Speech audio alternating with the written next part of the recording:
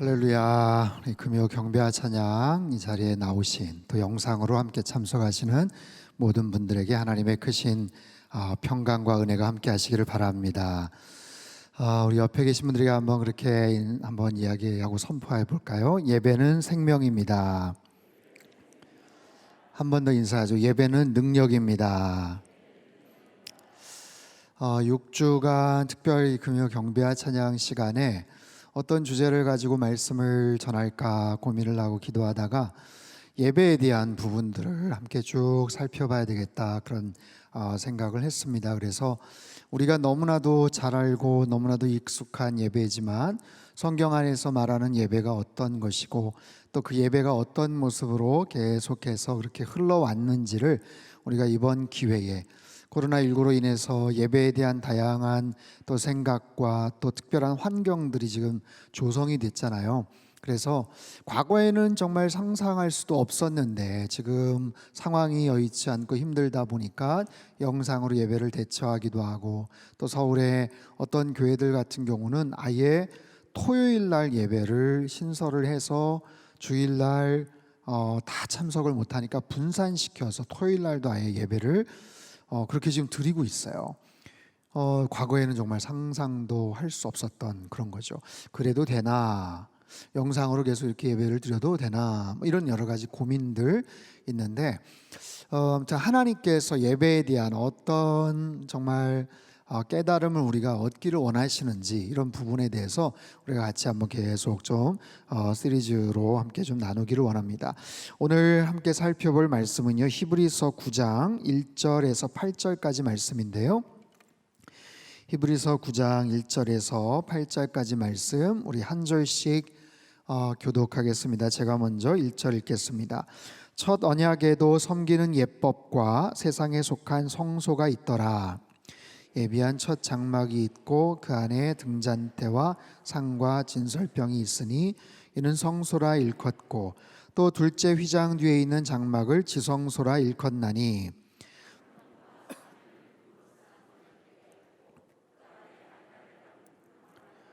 아론의 쌍난 지팡이와 언약의 돌판들이 있고 그 위에 속죄의 소를 덮는 영광의 그룹들이 있으니 이것들에 관하여는 이제 낱낱이 말할 수 없노라. 이 모든 것을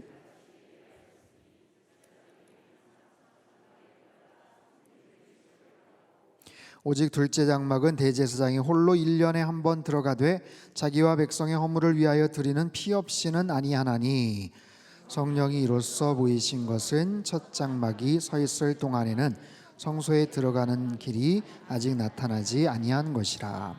아멘. 지난주에 예배의 정의에 대해서 우리가 살펴봤어요. 예배란 무엇인가? 한번 띄워주시죠. 예배란 같이 한번 읽어볼까요? 시작. 나를 창조하시고 구원하신 삼위일체 하나님께 최상의 반응을 드리는 것. 창조와 구원이라는 단어를 꼭 기억을 하십시오.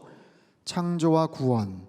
하나님께서 나에게 베풀어 주신 많은 것들이 저 두 단어 안에 딱 들어갑니다. 다시 한번 띄워주시고, 창조하시고 구원하신 하나님, 성부, 성자, 성령 삼위일체 되신 하나님께 최상의 반응을 드리는 거예요. 최고의 응답을 하는 거예요. 예배는 우리가 은혜를 받는 것, 축복을 받는 것, 말씀을 듣는 것, 우리는 그냥 너무 당연하게 그렇게 생각을 하지만 예배는 철저하게 우리가 뭔가를 드리는 겁니다. 하나님, 저 오늘 예배하러 왔어요. 그래? 뭐 주려고 왔니? 너 어떻게 준비하고 왔니? 하나님은 아마 그렇게 생각을 하실 텐데 우리는 하나님, 저 예배하러 왔어요. 오늘도 은혜 주세요. 오늘도 복 주세요. 그러니까 접근이 완전히 다르죠. 말씀을 드렸어요. 결과적으로 은혜를 받습니다.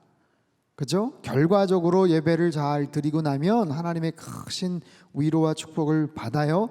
그런데 예배의 목적 자체가 복받기 위해서 나오는 게 아니고 이미 하나님이 우리를 창조하시고 구원하신 것에 대한 우리의 최고와 최상의 마음을 담아서 뭔가를 반응하는 거예요.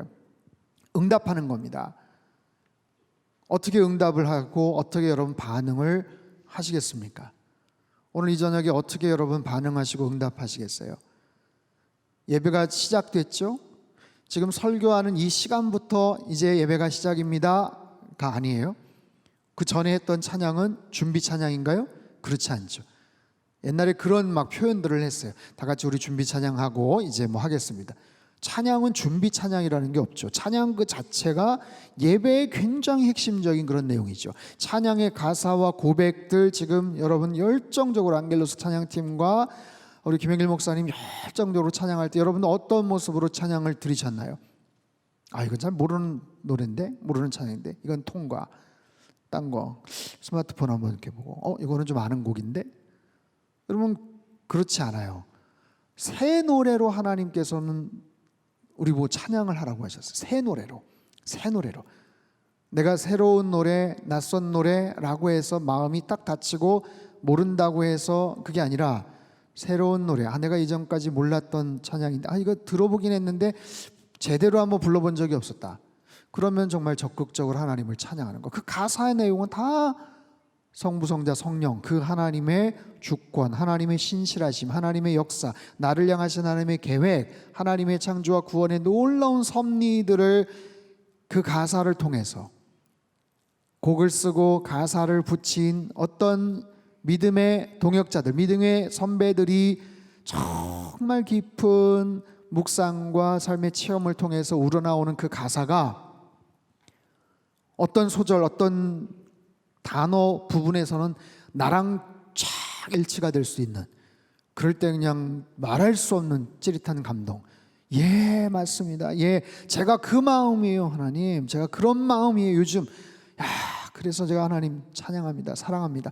이런 고백 자체, 그게 예배죠. 최상의 반응을 드리는 것, 하나님께 최상의 응답을 하는 것, 그게 바로 예배죠. 그래서 이 반응력, 이 민감한 반응에 대한 센스, 그런 부분들을 우리가 자꾸만 훈련을 하고 의식적으로 자꾸만 고백을 하고 표현을 해야 돼요. 예배 자리에 왔으면 하나님 앞에 자꾸만 뭔가를 고백하고 표현해야 돼요. 하나님 앞에 찬양을 통해서든지 기도를 통해서든지 하나님 앞에 내 마음들을 자꾸만 표현하는 거예요. 여러분, 예배가 생명이에요. 예배가 능력입니다. 예배를 통해서 하나님은 우리에게 큰 힘을 허락해 주셔요. 큰 위로를 허락해 주셔요. 그 찬양의 가사를 통해서, 맞아, 하나님 바로 그런 분이시지. 내가 지금 굉장히 우울하고 힘들고 정말 어떻게 앞으로 살아갈지 막막한 그런 상황 속에서도 그 고백을 통해서 다시 한번 큰 힘을 얻게 되는 거예요. 한 번에 제대로 된 예배를 우리가 드리면 정말 세상에서 얻을 수 없는 엄청난 힘과 능력과 위로를 경험하게 되는 줄 믿습니다. 바로 그런 자리예요. 그런 자리. 그래서 이 자리에 나와서 하나님을 찬양하는 거, 우리 청년들도 많이 왔어요. 우리 어린 친구들, 어린 자녀들 그냥 엄마가 가자고 해서 얼떨결에 따라왔지만 이 자리를 통해서 어린 아이들이 하나님께 반응하는 것, 하나님 얼마나 기뻐하시겠어요. 어린 그 사무엘을 통해서 하나님께서 엄청난 메시지를 들려주시는데, 그래서 여러분 이 현장, 이 자리 하실 수 있는 대로 여러분 영상으로 예배를 불가피하게 드릴 수밖에 없는 분들도 계시겠지만 할 수 있는 대로 이 자리에 나와서 마음껏 하나님을 찬양하세요. 이 현장에서 하나님께서 주시는 그런 감동이 있거든요. 은혜가 있거든요. 바로 그런 모습으로 이제 계속해서 예배에 대한 그런 내용들을 살펴볼 텐데, 지난주 성경 속의 예배 현장들, 창조시대 가인과 아벨의 제사, 노아의 그런 예배 제사, 에노스, 족장시대 아브람, 이삭, 야곱, 그들은 다 어떤 특정한 사건들마다 거기에 따른 하나님에 대한 반응이 있었어요. 하나님 앞에 대한 어떤 특별한 반응, 감사, 경배, 순종, 신뢰, 아주 구체적인 어떤 특정한 대단한 그런 반응들이 있었죠. 자, 그렇다면 그런 예배 틀들이 그때는 없었는데, 예배 형식들이 없었는데, 예배 특정한 장소도 없었는데 이게 어떻게 형성이 되느냐? 시간이 지나서 출애굽 사건, 출애굽 이후에 하나님께서 모세를 통해서 애굽에 고통받고 있는 이스라엘 백성들을 출애굽시키셔서 이제 본격적인 예배 공동체를 만드시고 예배하는 백성으로 하나님께서 만들기를 작정하셨죠. 그래서 그들에게 분명하게 예배는 어떻게 드려야 돼, 제사를 어떻게 드려야 돼, 어디에서 어떤 모습으로 드려야 돼 라고 하나님께서 아주 구체적으로 말씀을 하시는 장면, 우린 그 부분을 알아야 돼요. 그래서 성막을 제작을 하죠. 성막은 뭔가 하나님의 명령으로 시내광에서 만들어진 건데, 출애굽기 25장 1절부터 9절까지 말씀이에요. 띄워주세요. 하나님의 명령으로 시내광에서 만들어진 건데, 우리말 성경인데 잘 보세요. 여호와께서 모세에게 말씀하셨습니다. 이건 출애굽하고 나서 얘기예요. 이스라엘 백성들에게 말해 내게 예물을 가져오라고 하여라. 자원해서 예물을 드리려고 하는 모든 사람에게, 강제적으로, 억지로가 아니에요. 자원해서 기쁜 마음으로 하나님 앞에 예물을 드리는 모든 사람들, 그들을 통해서 내 예물을 받아와야 할 것인데, 어떤 리스트, 어떤 종목이냐면, 너희가 그들에게 받아올 예물들은 금과 은과 청동과 청색실, 자주색실, 홍색실, 고운 배실, 염소털, 그 다음 불깨물 들인 순양가죽, 해달가죽, 시띠나무, 등잔유, 기름 부을 때와 분향할 때 쓰는 향료들, 호마노, 에봇과 가슴페에 붙이는 그 외의 보석들이다. 그리고 그들이 나를 위해 성소를 만들게 하여라. 그러면 내가 그들 가운데 살 것이다. 8절과 9절은 같이 한번 읽을게요. 시작. 그리고 그들이 나를 위해 성소를 만들게 하여라. 내가 그들 가운데 살 것이다. 내가 너희에게 보여줄 도안에 따라 틀림없이 이 장막과 그 모든 기구들을 만들어라. 하나님께서 성소를 만들라고 하셨어요. 성막을 만들라고 하셨어요. 성막은 쉽게 말하면 그냥 텐트입니다. 큰 텐트예요. 근데 보통 텐트가 아니죠. 그 텐트를 통해서 그 가운데 하나님이 거하시고 그곳에서 이스라엘 백성들을 만나시려고 아예 계획을 하세요. 그리고 그 성막은, 텐트는 어떻게 만드는가? 하나님께서 말씀하시죠. 내가 가르쳐 줄게.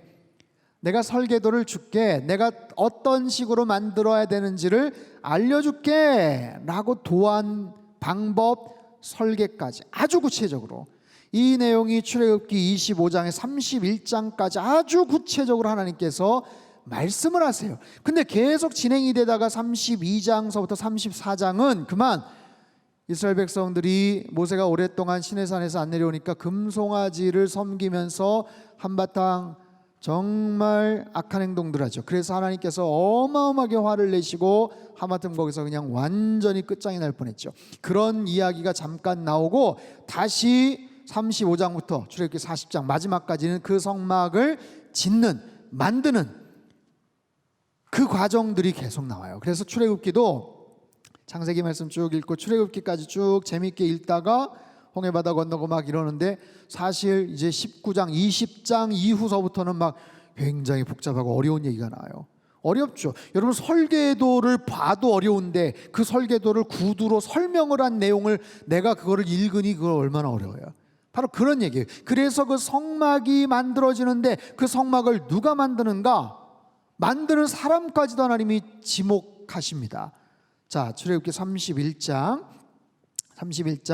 이건 표준세 번역으로 한번 옮겼어요. 주께서 모세에게 말씀하셨다. 보아라, 내가 유다 지파 사람 훌의 손자요 우리의 아들인 브살렐을 지명하여 불러서, 브살렐이라는 특정한 사람, 그에게 하나님의 영을 채워주어 지혜와 총명과 지식과 온갖 기술을 갖추게 하겠다.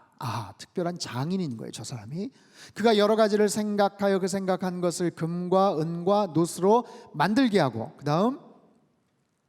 다음 장, 온갖 기술을 발휘하여 보석을 깎아내는 일과 나무를 조각하는 일을 하게 하겠다. 분명히 나는 단지파 사람 아히사막의 아들 오홀리압이 브살렐과 함께 일하게 하겠다. 총책임자는 누구예요? 브살렐이라는 사람. 그리고 같이 보조 맞춰서 할 수 있는 또 다른 역할을 하는 사람이 오홀리압.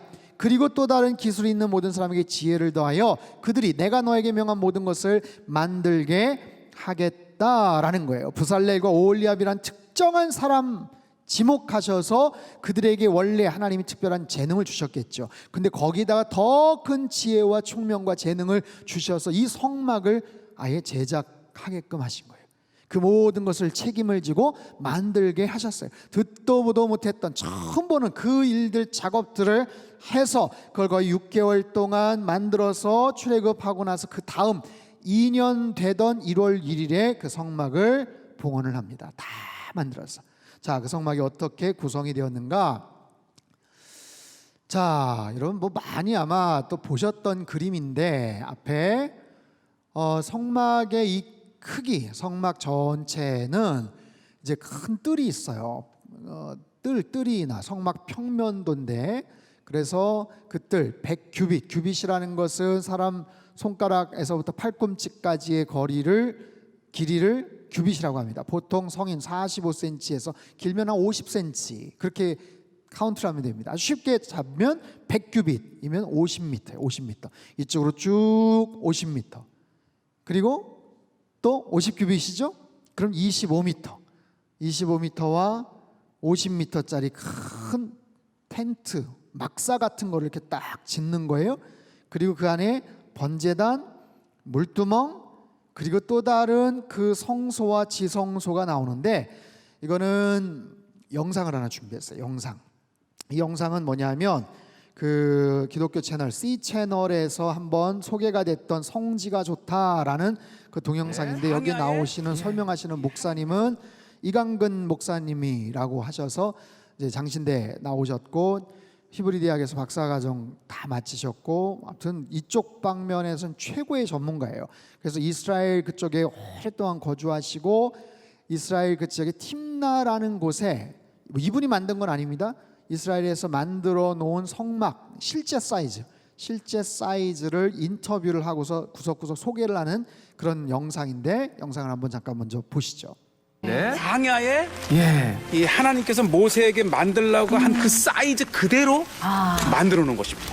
일일이 다 설명하기는 이 짧은 시간 어렵겠지만은 이 모든 크기와 너비와 재료와 이 모든 것을 이미 하나님께서 시내산에서 모세에게 말씀하시고 모세는 그 식양대로 그래서 들어가게 되면 이 성막 뜰에 제일 먼저 보이는 것이 이 번제단입니다. 저 새수랑처럼 이 부삽도 있고 그다음에 손잡이 왜냐하면 이동 중에 또 이동을 해야 되니까 또 이 크기도 이렇게 돼 있고 그 안쪽을 보면 사실 이제 동물을 태워서 그 향을 하나님께 드리고 하나님께서는 흠양하시는 데에 또 이 밑에 보면 재료까지 저기 이제 불쏘시개잖아요. 이 광야에서 많지는 않지만 이 자라난 그리고 메마른 것들이 얼마나 화력이 좋은지 모릅니다. 그렇군요. 그러니까 또 광야에서 자라는 메마른 풀들을 또 이렇게 이용을 해서 그래서 이제 양과 염소와 소와 하나님께서 이 기뻐하시는 다양한 동물들을 이 번제단에 태워서 하나님께 드리고 더 중요한 것은 또 하나 중요한 것은 바로 동물을 잡은 피를 뿌리는 거예요. 그 번제단에 뿌리기도 하고 그 뿌린 피를 형상화해서 장면인가요? 또 제단에 뿌려도 바르게 하면서 피와 그 태운 향, 그 희생을 통해서 하나님께 기쁘게 했던 백성들. 그다음에 또 하나가 물두멍이죠. 정결 예식에 이 광야에 물이 흔치 않았지만은 솟아나는 깨끗한 물을 이제 물두멍에 크게 담아놓고 항상 하나님께 나아갈 때는 깨끗하게 정결함 그리고 이 바닥이 지금 보시다시피 광야에는 이 먼지 바닥이니까 늘 이 발도 씻고 이렇게 항상 이 더러워진 것을 씻고 하나님께 나아가는 그렇지 않으면 죽습니다. 그렇군요. 야, 지금 이렇게 해서 이제 물두멍에서 이 정결의식을 하고 이제 안으로 들어가면 회막으로 진짜 회막이에요. 이 안에 들어가면 저도 여기 들어갈 때마다 예수 그리스도로 인해서 우리가 왜냐하면 대제사장만이 그것도 1년에 딱 한 번 들어가는데 들어가게 되면 이게 진설병 떡상입니다. 그렇군요. 이제 여기가 성소라는 곳이고 이 떡상도 이제 다 금으로 두르고 또 6개 12지파를 의미하기도 하고 또 오늘날은 예수님이 12제자잖아요. 등불을 킨다고 하는 것은 늘 깨어 있고 이렇게 그런 유대인의 상징물. 그다음에 이제 진설병 떡상 맞은편에 바로 등대입니다. 등대가 또 위치해 있고 사실 저희 스튜디오에도 있는데 그렇죠. 이 살구나무 꽃 모양을 가지고 받침과 이 모든 것이 이 이제 출애굽기 25장 6장에 보면 자세하게 참 하나님이 되게 굉장히 네. 세심하세요. 그렇죠. 그 모양 하나하나, 크기, 또 재료 예. 하나하나까지 다 알려주시는 거니까. 그렇죠. 네. 그리고 이제 마지막으로 이제 이 휘장을 지나 지성소로 들어가기 전에 또 이게 분향단입니다. 향. 네. 아름다운 그 향을 피우기 위해서 여러 개를 이렇게 기름을 넣고 네. 반죽을 해서 제사장입니다. 구삽을 해서 피우면 네. 상상해 보세요. 얼마나 향이 그렇죠. 가득했겠어요. 네. 하나님께 자, 요거는 또 하나 자료인데 네. 바로 대제사장. 이 이마에는 여호와께 성결, 가도실레 아도나이. 예, 이렇게 해서 그다음에 이제 양 어깨에는 12지파를 6개 지파씩 하고 네. 이걸 흉배라고 하는데 네. 이게 12지파 이름을 써놓긴 했지만 저것이 굉장히 귀중한 12고속입니다. 그렇군요. 왜 성경에도 보면 대제사장의 의복에 대해서도 상세하게 설명이 되어 있잖아요. 그럼 맨 밑에는 네. 이 석류나무 열매와 종, 그렇죠. 특히 저 종이 네. 이 대제사장일지라도 하나님께 이 죄를 가지고 들어가면 죽습니다. 근데 그걸 누가 꺼내내겠어요? 그렇죠. 그래서 이 대제사장이 살아있는지를 보기 위해서 종을 달았대요. 딸랑딸랑 소리가 나면 계속 살아계셔서 예배를 집례하는구나. 그렇게 해서 이제 이 레위 지파와 이 성막에서 일을 하는 제사장의 모습을 이렇게 보시고요. 아마 이 성막 안에서 가장 중요한 건데 예. 홀리 앤 홀리스 지성소입니다. 지성소. 이 들어갈 때의 그 느낌. 네. 우리는 예수 그리스도에서 이렇게 마음 놓고 네. 이 자유함으로 들어갈 수 있잖아요. 그렇죠. 이것이 바로 법궤입니다. 법궤. 저희가 법궤. 방금 스튜디오에서 설명을 예. 들었던 바로 그 법궤. 법궤통이 있고 그 위에 뚜껑, 속죄소라고 하는 뚜껑이 있고 그 뚜껑 위에 네. 두 그룹을 만들어서 서로 이제 마주보게 만들면서 얼굴은 땅을 보게 만들고. 그렇죠. 여기 이렇게 들어가도 우리의 마음속에 계속 이 경건한 마음과 맞아요. 함께 때로는 두려운 마음도 그렇죠. 있어요. 약간 하나님 경외의 앞에. 마음도 있고요. 예. 네, 그렇습니다. 그리고 더 중요한 것은 이제 진짜 과연 이 법궤에 무엇이 들어있을까? 이 안쪽도 열어볼 수 있군요. 네. 자, 열어보면 이 안에 아까 바로. 3가지가 들어있다고 하셨어요? 네. 원래는 이 출애굽에는 이제 2가지의 그 언급이 되어 있지만 이 히브리서에 따라서 3개를 놓았는데 네. 첫째는 이 시내산에서 네. 모세가 하나님께로부터 받은 두 돌판이 있고요. 네. 그다음에 이것은 이제 광야 40년간 하나님께 먹여주었던 가시와 같다고 하는 과자와 같은 만나. 그다음에 이것이 아론의 지팡이. 쌍난 지팡이 아몬드죠. 아몬드 나무. 그게 아몬드 나무예요. 그렇죠. 네. 그렇군요. 이렇게 해서 법궤 보면 안까지. 이스라엘 백성은 이 법궤를 40년 내내 네. 이 가나안 땅에 들어와서까지도 이 하나님께서 주신 말씀을 기억하고 아론 제사장을 기억하고 우리에게 일용할 양식을 주시는 하나님을 기억하면서 이 법궤를 늘 이 기도와 예배의 중심에 놓았던 것을 볼 수 있고요. 네, 그 성막 평면도를 한번 다시 띄워주세요. 여러분 조금 전에 보셨던 그 영상을 이렇게 기억을 하시면서 이 평면도를 다시 한번 좀 보시면 평면도 그 전에 이렇게 큰 텐트가 있고 뜰이 이렇게 구성이 돼 있는데 100규빗 또 50규빗 처음 들어가면 번제단 문은 하나입니다. 동쪽으로 향한 문은 하나고 그 뜰은 모든 사람들이 다 들어갈 수 있어요. 거기서 번제단에서 제물을 잡고 그리고 태우고 그리고 물두멍에서는 제사장이 손과 발을 깨끗하게 씻고 그리고 나서 이제 성소 안으로 들어가는데 성소가 사이즈가 그렇게 크지 않아요. 5m 이쪽은 한 15m 정도 한 그 정도 돼요. 이게 얼추 잡아서 5m에서 한 15m. 근데 그 안에 방이 이게 2개로 돼 있는 거죠. 그 안에 지성소, 그 안에 성소. 지성소와 성소를 가로막고 있는 휘장. 그럼 성소 안에 딱 들어가면 오른쪽에 떡상. 이스라엘 12지파를 구분을 해서 떡을 일주일에 한 번씩 매번 그렇게 갈아서 거기다 올려놓습니다. 왼쪽에는 금촛대 7개의 금촛대 감람유로 해서 아침 저녁으로 계속 저기는 완전히 창문이 없는 그냥 밀폐된 공간이기 때문에 저기에 불을 항상 켜둬야 돼요. 그러지 않으면 그냥 칠흑같이 어둡겠죠. 금촛대 그리고 앞에 있는 분향단도 마찬가지입니다. 아침 저녁으로 계속 아론과 대제사장 아론과 그 자녀들이 계속해서 향을 피우는 겁니다. 떡상, 금초대, 분향단. 거기는 성소예요. 제사장들이 들어갈 수 있어요. 제사장.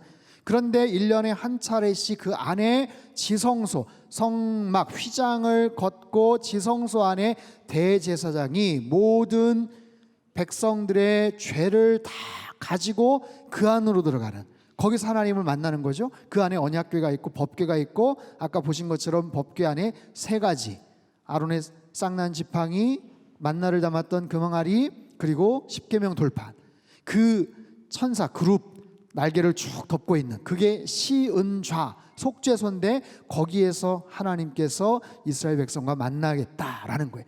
그러니까 뜰은 모든 사람들이 들어가지만, 그 안에 성소는 제사장이 들어가지만, 그 안에 더 깊은 지성소, 거긴 대제사장이 들어가는, 아무나 들어갈 수 없었어요. 휘장이 가로막혀 있었기 때문에 아무나 들어갈 수 없는, 대제사장의 자격이 있어도 본인도 죄가 있거나 본인도 뭔가 문제가 있으면 그냥 그 안에 들어가서 그냥 죽음을 당할 수 있는, 바로 그런 두렵고 떨리는 바로 그런 장소예요.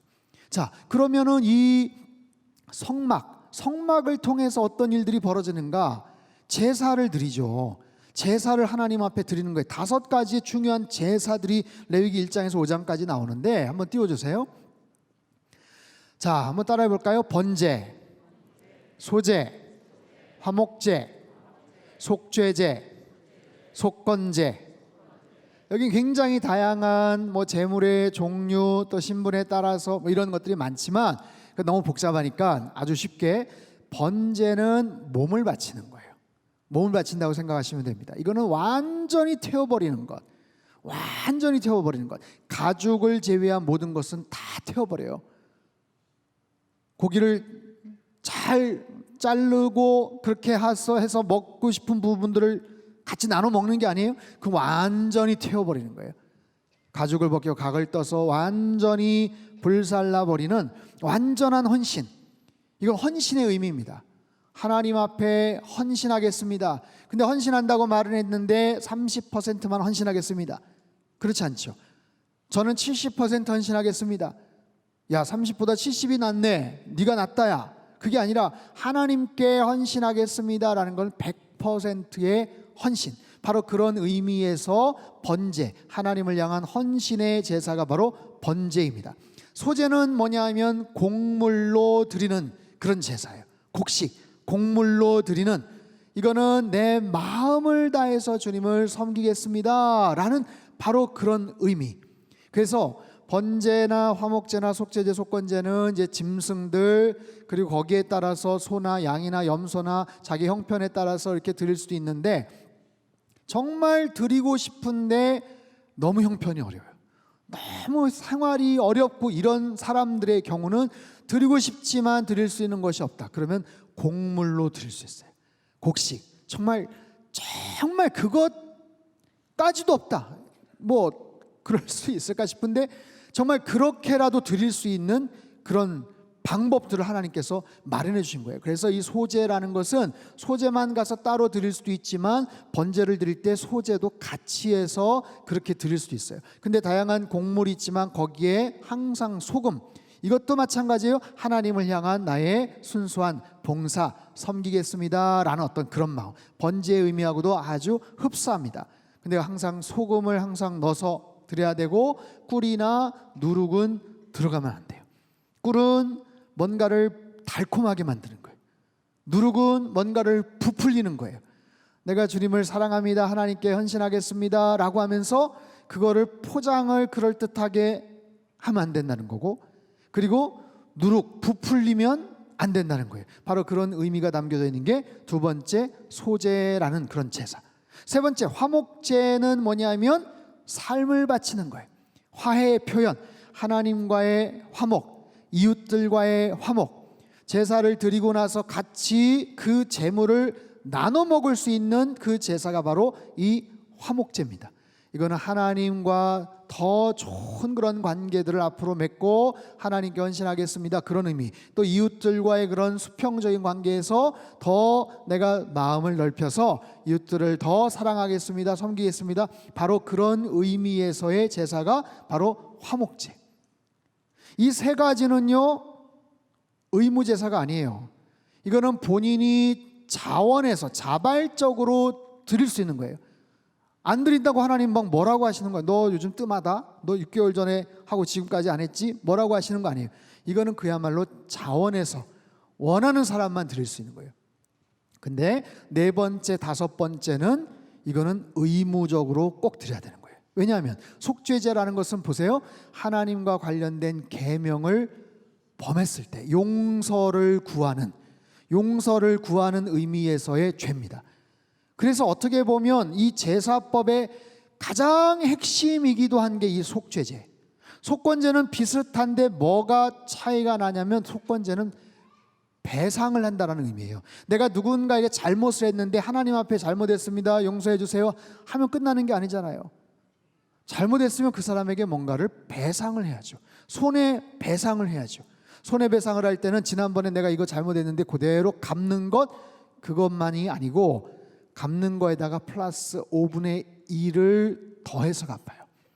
만약에 내가 어떤 잘못을 해가지고 닭을 5마리를 어떻게 훔쳤다, 아니면 누구 것을 빼앗았다, 그것이 깨닫고 하나님 앞에 속건제를 드린다 할 때는 닭을 5마리가 아니라 플러스 1마리 더 6마리를 갖다가 다시 배상을 하는, 바로 그런 개념으로서 속건제, 속죄제와 속건제, 가장 핵심은 사실은 속죄제죠. 앞에 번제, 소제, 화목제는 어떻게 보면 하나님을 향한 충성, 하나님을 향한 헌신, 이웃과의 화평, 그런 의미에서의 자원에서 기쁨으로 드려지는 그런 제사라면, 속죄제와 속건제는 이거는 필히 의무적으로 하나님 앞에 나아가서 자신의 죄의 문제를 해결함 받는 바로 그런 의미에서의 제사예요. 그래서 이 5가지의 제사법들이 사실은 이스라엘 초대 공동체 안에서 예배의 아주 중요한 근간을 이루고 있어요. 이게 바로 그 예배의 스피릿, 예배의 정신, 예배의 핵심이 바로 그런 모습으로 나타났고, 그것이 오늘날 우리가 드려지는 예배 안에도 그 정신이 녹아져 들어가 있어야 되는 거예요. 그렇다면 우리 예배 안에도 하나님을 향한 헌신의 고백들이 어딘가에 담겨져 있어야죠. 우리 예배 안에도 하나님 앞에, 하나님 잘못했습니다, 용서해 주십시오. 일주일 동안 하나님과 나만이 알고 있는 은밀한 죄를 하나님 앞에 고하고 주님께서 사죄의 선언을 하시고, 바로 그런 개념, 그리고 그 예배를 통해서 깨달아진 대로 더 잘해야 되겠다, 이웃들에게 더 잘해야 되겠다, 우리 가족들에게 더 잘해야 되겠다, 아유 형한테 아니면 동생한테 내가 그냥 삐죽거리고 함부로 막 상처 주고 그랬는데 가서 내가 그냥 잘 화해해야 되겠다, 풀어야 되겠다, 바로 그런 여러 가지 것들이 바로 우리 오늘날 예배 가운데 담겨져 있는 거죠. 바로 그런 거예요. 그런 정신들, 스피릿이 있다라는 것을 여러분들이 잘 이해를 하시고, 그렇다면 우리의 예배는 어떤 예배가 되어야 되는가? 여러분 아까 기억하세요? 그 성전 큰 뜰 안에 번제단이 있고 물두멍이 있어요. 번제단은 뭔가를 태우는 거죠. 그건 죄에 대한 회개라고 말할 수 있어요. 물두멍은 씻는 거죠. 하나님 앞에 잘못 살아왔던 인생, 세상 속에서 방황하던 인생, 하나님 잘못했습니다, 용서해 주세요, 죄를 고백하면 그 안에서 내가 하나님을 이제 온전하게 믿겠다 하고 나면 교회 공동체 안으로 들어와서 이제 세례를 받는 거예요. 세례. 물두멍 씻는다, 이건 어떻게 보면 세례의 그런 의미가 있어요. 그 성전 뜰 안에서의 어떤 그런 모습들, 그것도 너무 귀해요. 근데 거기서만 머물면 안 되죠. 성소 안으로 들어가야죠. 성소 안에 들어가면 떡상이 있어요. 떡상, 그건 이스라엘 12지파를 상징하지만 그거는 또한 말씀을 상징해요. 말씀. 옆에는 등대가 있어요. 불이 항상 비춰지는 바로 그런 등대. 이거는 성령의 기름 부심, 그걸 또 상징할 수 있어요. 그 앞에는 분향단이 있어요. 거기서 향이 계속해서 올라갑니다. 24시간 내내 하나님 앞에 계속해서 향이 올라가요. 그거는 기도를 의미하기도 합니다. 그래서 그 성소 안에 들어가는 그 부분도 너무너무 귀해요. 그러나 결국에 모든 성도들은 어디까지 가야 돼요? 지성소 안으로 들어가야 되는 거예요. 지성소 안에. 지성소 안으로 깊이 들어가서 하나님을 만나는 것, 그곳에서 하나님의 임재를 경험하는 것. 그런데 들어가고 싶은데 구약시대에서는 들어갈 수가 없어요. 아무나 들어갈 수 없어요. 제사장들 다 들어갈 수 없어요. 딱 한 차례 대제사장만 두렵고 떨리는 마음으로 들어갈 수밖에 없는 바로 그런 것. 여러분, 오늘날 우리의 예배가 어쩌면 성전 뜰만 밟다가 집에 가버리는 예배가 될 수도 있어요. 그렇죠? 더 깊이 하나님 앞에 나아가야 되는데 나름 꽤 괜찮게 하나님 앞에 반응을 하는 것 같은데 그냥 성전 뜰만 밟다가 성소 안에 들어가는 그런 예배자도 있어요. 그래서 말씀과 기도와 성령 가운데서 하지만 더 깊은 주님의 임재를 경험하는 것, 그 부분까지 나아가는 것, 그것이 가장 예배의 중요한 핵심이죠. 근데 그렇게 하기 위해서 또 그렇게 할 수 있도록 주님께서 친히 그 휘장을 쫙 걷어주셨어요. 그전에는 그럴 수가 없었는데 주님께서 십자가에 달려 찢기시면서 돌아가실 때 예루살렘 성전의 휘장이 위로부터 아래까지 쫙 찢어졌다고 얘기를 하잖아요.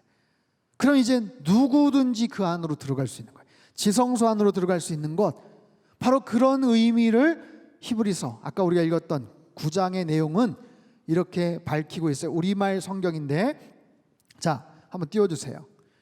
히브리서 9장 1절에서부터 또 12절 내용까지 천천히 같이 한번 읽어봐요. 같이 시작.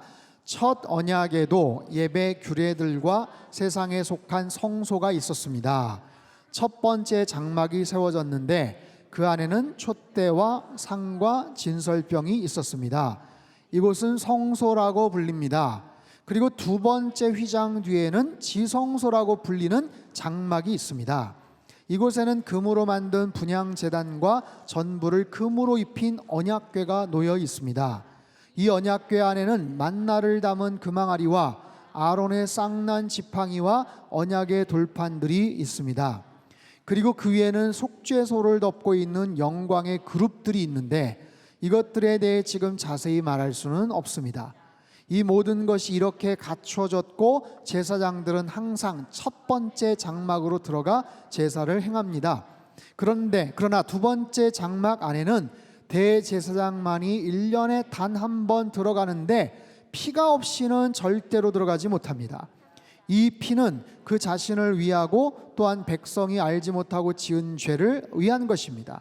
이것을 통해 성령께서는 첫 번째 장막이 서 있는 동안에는 지성소로 들어가는 길이 아직 열리지 않은 사실을 보여주십니다. 자, 여기까지요. 이게 바로 지금 구약에서의 그 얘기들을 지금 설명하는 거예요. 지성소 안으로 들어가는 것, 왜 들어가요? 피를 가지고 들어가는 것, 1년에 단 한 번. 왜요? 자기 자신을 위하고 백성이 지었던 모든 죄를 위한 것입니다. 그런데 제한이 있고 자격의 어떤 제약이 있는 그런 상황. 그런데 신약에 와서는 어떻게 됐는가? 그 다음 넘겨주세요. 11절 12절 같이 읽죠. 시작.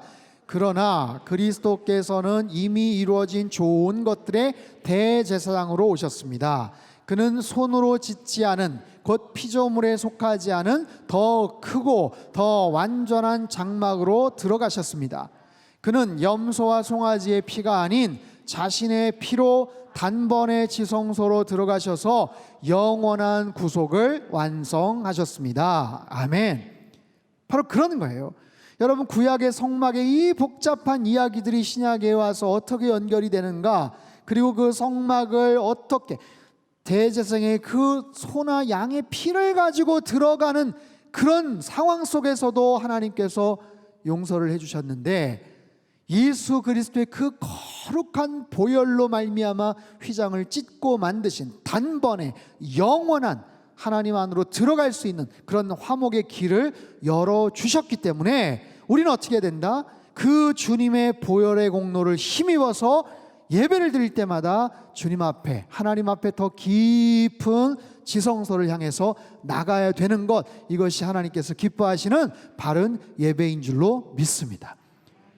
여러분, 이 사실을 잘 기억하시고 어린 양의 피, 예수 그리스도의 보혈의 공로를 힘입어서 성전 뜰만 밟다가 가는 예배가 아니라, 성소에서만 그냥 나름대로 만족을 하는 게 아니라 지성소로 깊이 들어가는, 그래서 하나님을 늘 만나고 그 안에서 참된 은혜와 영광을 경험하는 그런 참된 예배자들 다 되시기를 주님의 이름으로 축원합니다. 살아계신 하나님 아버지, 코로나19로 인해서 우리의 삶이 많이 위축이 돼 있고 마스크를 쓰고 참 답답한 하루하루의 삶을 계속해서 이어나가고 있지만, 그럼에도 불구하고 이렇게 뜨겁게 하나님을 찬양하며 예배하며 기도할 수 있는 이런 귀한 장소와 시간을 허락해 주신 것 참으로 감사를 드립니다. 금요 경배와 찬양 시간을 통해서 하나님이 어떤 분이신지를 깨닫게 도와주시고, 우리가 일평생 예배자로 살아왔다고 하면서도 예배에 대한 개념이 잘못되었고 예배에 대한 접근과 우리의 생각들이 삐뚤어져 있었다면 다시 한번 깨닫는 귀한 시간 되게 하여 주시옵소서. 나를 창조하시고 구원하신 성부 성자 성령 삼위일체 되시는 하나님께 최상의 최고의 반응을 드리는 것이 우리의 예배인데, 하나님, 우리는 그동안 너무나도 습관적이었고 하나님, 참으로 마치 무슨 구경을 하듯 쇼를 구경하듯 하나님, 때로는 팔짱을 끼고 다리를 꼬고 그렇게 아버지 하나님 앞에서 참 겸손하지 못하고 준비되지 못한 모습으로 예배를 많이 드려왔음을 용서를 구합니다. 주님, 참으로 이 자리를 통해서 다시 한번 예배에 대한 우리의 마음과 태도와 자세가 바뀌어질 수 있게 하여 주시옵소서. 성막 예배의 그 정신이 무엇인지를 깨닫게 도와주시고, 지성소로 들어가야 됨에도 불구하고 그러지 못했던 우리들을 위해서 예수 그리스도 어린 양의 피를 흘려주셨고 성소에 휘장을 찢어주셨고 그 살 길을 우리에게 허락해 주신 주님을 찬양합니다. 날마다 지성소를 향해 더 깊이 나가는 참된 예배자들 다 되게 주님 축복하여 주시옵소서. 하나님, 특별히 우리의 삶 속에 예배가 회복되어지기를 원합니다. 한국교회 예배가 회복되게 하여 주시옵소서. 코로나19로 인해서 모든 것이 여의치 않고 힘들지만 온라인으로 영상으로 예배를 대체한다고 하지만 하나님, 지금 예배에 대한 모습들이 너무나도 지금 어려운 가운데 놓여져 있습니다. 주님, 무력하고 힘을 잃어버린 한국교회를 주님 불쌍히 여겨 주시옵소서. 성당교회 예배가 회복되게 하여 주시옵소서. 우리 차세대 우리 어린 자녀들에게 예배가 회복되게 하여 주시옵소서. 예배를 통해서 하나님을 만나기를 원합니다. 예배는 생명이고 예배는 능력이고 예배는 빛이요 소망인 줄로 믿습니다. 주님, 우리의 예배 가운데 함께 하시고 6주간의 여름 수련을 통하여서 하나님의 전신갑주를 장착한 그리스도의 군사로 거듭나게 하여 주시옵소서. 하나님, 우리가 싸워야 될 대상은 악한 마귀 사단 영적인 세력들입니다. 우리의 힘으로는 절대로 이길 수 없는, 그래서 하나님의 전신갑주가 필요한 하나님 우리의 모습이라는 것을 깨닫게 하시고 진리의 허리띠를 장착하며 의의 호심경을 장착하며 앞으로 계속해서 나눌 그 메시지를 통해서 여러 가지 그런 미션들을 수행하면서 그리스도의 군사로 더 거듭나고 강건해지게 하여 주시옵소서. 주님, 나라 민족을 위해서 기도합니다. 대통령과 위정자들 붙잡아 주시고 바른 정직과 공의와 신뢰와 모든 의로움들이 다시 세워지고 회복되게 하여 주시옵소서. 잘못된 법들이 제정되지 않게 하여 주시고 살아계신 하나님을 향해 나아가는 하나님의 일을 통해서 한국교회가 다시 하나로 뭉치고 복음으로 연합되는 소중한 계기가 되게 하여 주시옵소서. 이번 주 주일 예배 가운데 주님께서 함께 하시고 거저 왔다 거저 들어가는 심령들 없게 하시고 성전 뜰만 밟고 나아가는 자들 없게 하여 주시고 성소를 지나 지성소로 깊이 나아가 살아계신 하나님을 영광스럽게 만나고 주님 안에서 큰 은혜를 경험하며 최상의 반응을 드리는 하나님의 거룩한 백성들 다 될 수 있도록 축복하여 주시옵소서. 귀한 예물 드린 손길들 위에 하늘의 신령한 복과 땅의 기름진 복으로 넘치도록 부어 역사하여 주시옵소서. 이제는 우리 주 예수 그리스도의 크신 은혜와 하나님 아버지의 극진하신 사랑하심과 성령님의 교통하심의 역사가 하나님 앞에 최상의 반응을 드리며 살아계신 하나님 그 주님을 찬양하기 위해 지성소로 날마다 깊이 들어가는 참된 예배자 되기를 소망하는 이 자리에 모인 또한 영상으로 예배드린 모든 주의 백성들, 그들의 가정과 일터와 건강과 자녀들의 앞길 위에와 한국교회와 이 나라 민족 흩어진 모든 열방 위에 이제로부터 영원토록 함께 하시기를 간절히 축원하옵나이다. 아멘.